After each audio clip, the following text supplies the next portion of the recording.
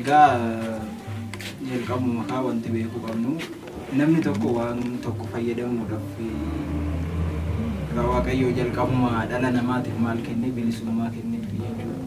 Bilisummaan inni jalqaba namaaf kenne bishaan kunooti ibiddis kunooti kan barbaadde keessa harka galfadhu jedheera. Kana jechuun maal jechuudha?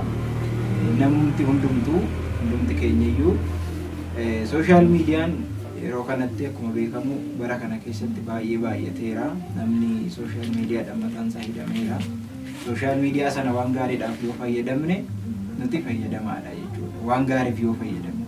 Garuu yeroo hunduma sa'aatiin keenya sanirratti dhuma taananii baay'ee of ganneerra jechuudha. Kanaaf social media irratti dhuguma dubbachuuf taanan waan gaariitu barsiifamaa jira. Waan gaarii kan barbaadu waan gaarii waan baay'ee argachuu danda'a.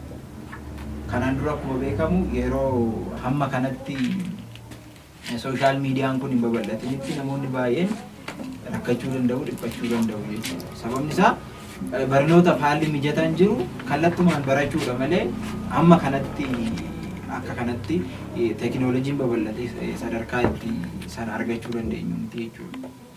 Garuu immoo har'a yeroo social meediyaa ta'eera, teekinooloojii ta'eera.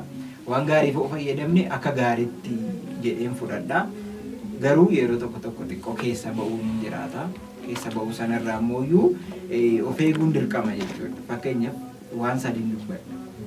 Waan sadeen dubbadhu kun tajaajiltoonni baay'een irraa karaa barbaaduudhaaf jecha mata duree godhaniitu maal godhu social media irratti bahanii ajandaa ta'u. Waan gaarii hojjetanii otoo hin taane ajandaa ta'uuf yookaan beekamuudhaaf jechuudha. Kanaaf warreen akkasitti seera Waaqayyoo cabsanii yookaanis immoo seerri Waaqayyootu yoo cabuullee baate namoonni baay'een kan ittiin dogongoran waan baay'ee waan gaarii hin taane fuuldura namaatitti kan.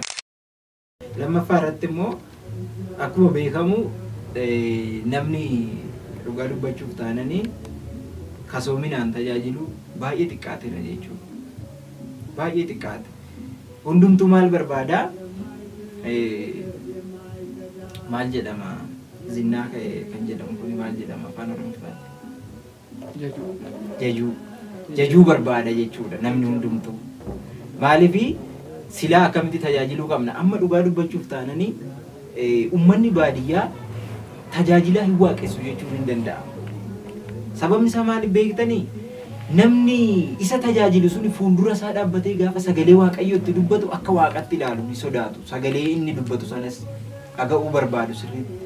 Garuu immoo hojiin keenya achii ba'ee yookaan achii deemee gaafa hojii biraa ta'u maal ta'a? Hojiin keenya tajaajilli keenya kan kufe ta'a jechuudha. Kanaaf social media irratti wanti nuti barsiisuu qabnu waan uummanni kun nurraa barachuu danda'u. Boru jechituun sagalee Waaqayyoo nuti har'a dabarsinu tuni maal nutti gooti? Nutti murteessituudha waan taateef. Kanaaf har'a nuti lafa kanarratti gaafa deddeebinu sagalee Waaqayyootiif ragaa baanetu borummoo jechi nuti dabarsine suni akka nuuf ragaa ba'an nuuf taate jechuudha. Yookaan immoo sagalee Waaqayyoo yookaan immoo jecha Waaqayyoo daandii Waaqayyoo irra buune taananii jechoonni nuti asitti dabarsinu tuni borumaan nutti taate ragaa nutti taate jechuudha karaa nuti dabarsinu.